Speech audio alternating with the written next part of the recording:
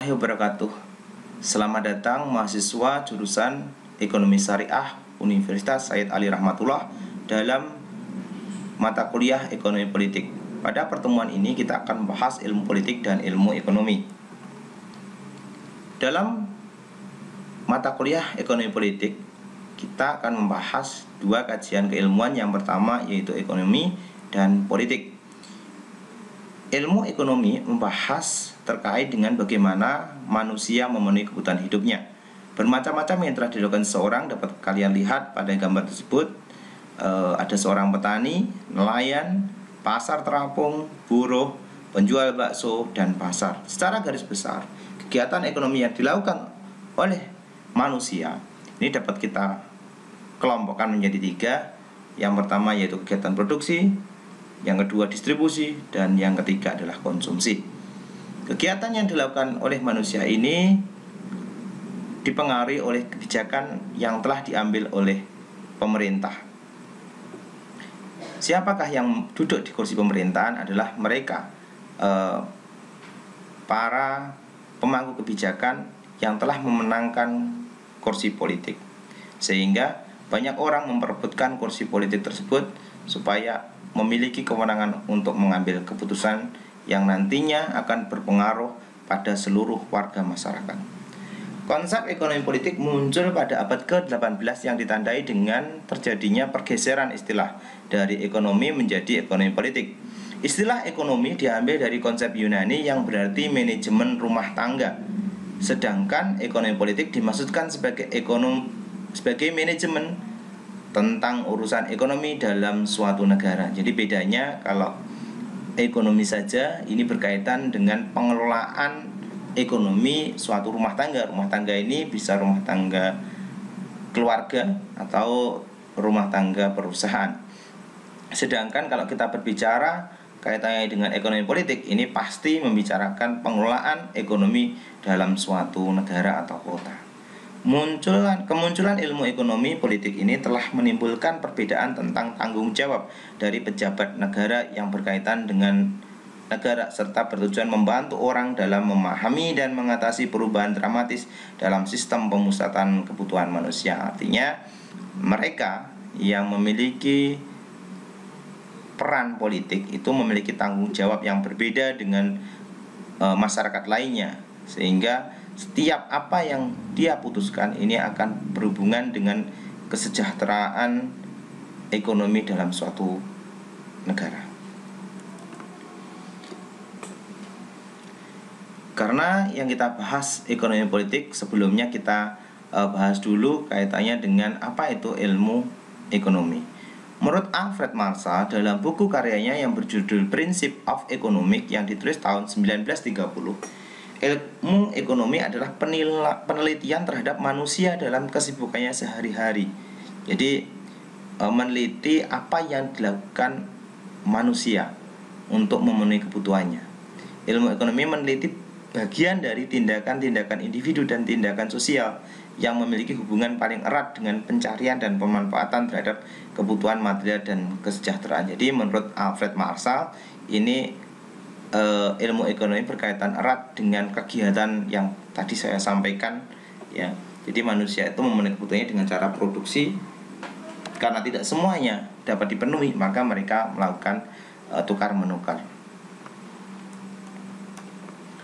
Definisi yang kedua menurut Leonel Robin yang tertuang dalam karyanya berjudul An Essay on the Nature and Significance of Economic Science yang ditulis pada tahun 1932. Menurut Robin, ilmu ekonomi adalah ilmu yang meneliti perilaku manusia sebagai hubungan antara tujuan dan sumber daya yang langka dan dapat digunakan untuk berbagai macam keperluan. Jadi Leonel Robin ini meyakini bahwasanya sumber daya yang ada ini langka, ya, sehingga manusia dengan segala tujuannya ini memanfaatkan dengan sumber daya yang langka ini dapat mencapai tujuannya yang bermacam-macam.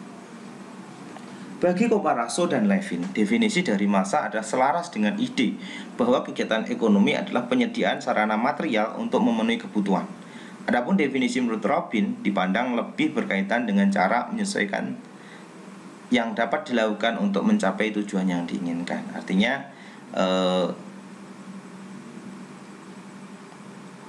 Bedanya kalau Leonard Robin ini lebih fokus pada ini ya, sumber daya yang langka, sehingga manusia ini harus berpikir bagaimana dengan sumber daya yang langka ini manusia dapat memenuhi kebutuhannya yang bermacam-macam. Sedangkan menurut Koparaso ini lebih condong pada kegiatan-kegiatan yang dilakukan seseorang, macam-macam yang dilakukan seseorang untuk memenuhi kebutuhan hidupnya. Secara etimologi, ekonomi politik berasal dari dua suku kata ya, yaitu ekonomi dan politik.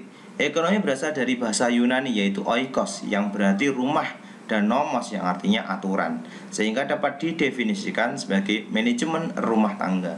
Sama ya dengan yang tadi. Adapun politik berasal dari kata polis yang berarti kota atau negara. Dengan demikian, ekonomi politik adalah manajemen terhadap urusan ekonomi dalam sebuah negara. Menurut Bruno S. Frey, ya ini gambaran di sampingnya ini, ekonomi politik adalah gugusan teori atau kumpulan teori yang didasarkan pada pemahaman mengenai saling kebergantungan antara ekonomi dan politik.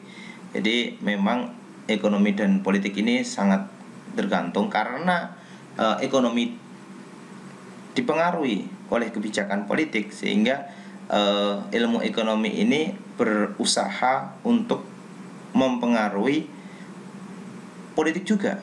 Misalkan dalam suatu pemilihan suatu negara, apabila akan terjadi pemilihan, ya ini umumnya para pengusaha-pengusaha besar ini sangat konsen pada mereka atau visi misi mereka yang mau duduk di kursi pemerintahan. Apakah nanti pro pada perusahaannya atau justru tidak mendukung atau berpengaruh negatif terhadap perusahaannya, sehingga umumnya ya mereka ikut campur tangan dalam mendukung visi seseorang yang memiliki visi misi yang sama dengan perusahaannya. Ekonomi dan politik berinteraksi dengan banyak cara dan dalam rangka alokasi sumber daya, distribusi, pendapatan, dan stabilisasi. Koparaso dan Levin dalam penjelasan tentang penerapan atas pendekatan ekonomi terhadap politik lebih membatasi diri dengan membahas 3 pendekatan ekonomi.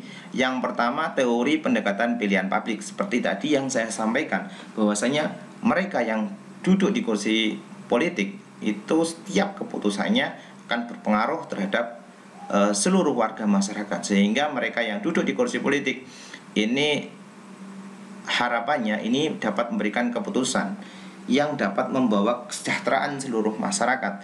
Nah, apabila karena memang setiap keputusan ini ada yang pro, ada yang kontra, maka setiap keputusan tersebut sebaiknya ini lebih cenderung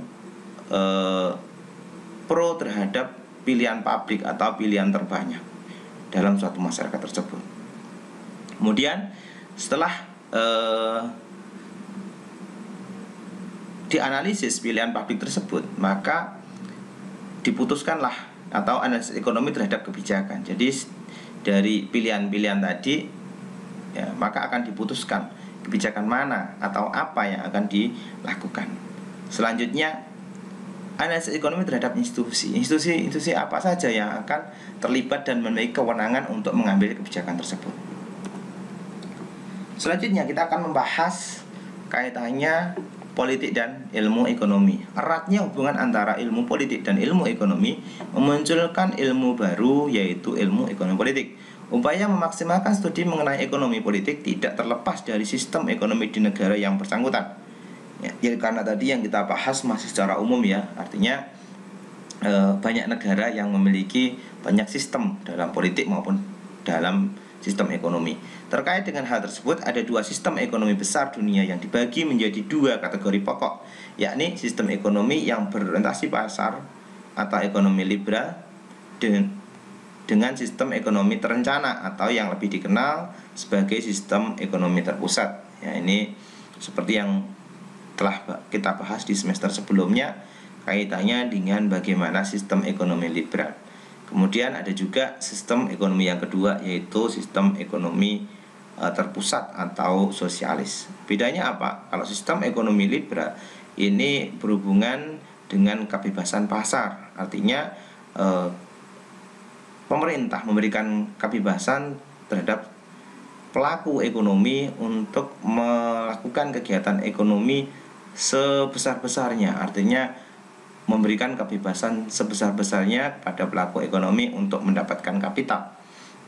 Sedangkan sistem yang kedua atau sistem ekonomi sosialis, pemerintah sangat berperan dalam setiap kebijakannya. Pemerintah memiliki hak untuk mengatur kegiatan ekonomi yang dilakukan oleh masyarakat dalam rangka mewujudkan kesejahteraan masyarakatnya. Sistem ekonomi negara. Kekuasaan suatu negara sangat luas dan mencakup berbagai aspek kehidupan, yaitu kekuasaan legislatif, kekuasaan yudikatif, dan kekuasaan eksekutif. Ini yang kekuasaan terpusat. Di dalamnya mencakup pula kekuasaan untuk mengatur kehidupan masyarakat yang berkaitan dengan kesejahteraan rakyat, agama, sosial, budaya, dan sebagainya.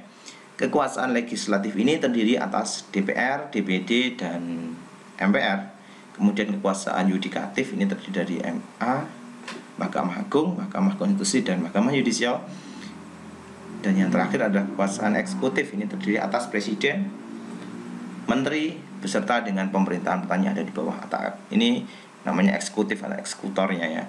Kemudian kekuasaan yang melekat pada negara dapat dibagi dengan dua cara, yaitu secara horizontal dan secara vertikal. Artinya ini kaitannya dengan struktur organisasi ya. Jadi ini sama-sama organisasi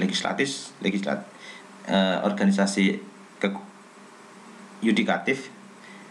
Kemudian organisasi eksekutif ini hubungannya koordinasi atau tidak di bawahnya dan tidak di atasnya atau setara. Sedangkan ada juga kekuasaan ini yang ada di atasnya dan ada di bawahnya. Misalkan pemerintahan pusat, ada pemerintahan provinsi, kemudian ada lagi pemerintahan daerah. John Locke ini membagi kekuasaan negara menjadi 3 bidang, yaitu legislatif, kekuasaan untuk membuat undang-undang. Yang kedua, kekuasaan eksekutif, yaitu kekuasaan untuk melaksanakan undang-undang. Jadi ini keterkaitan ya.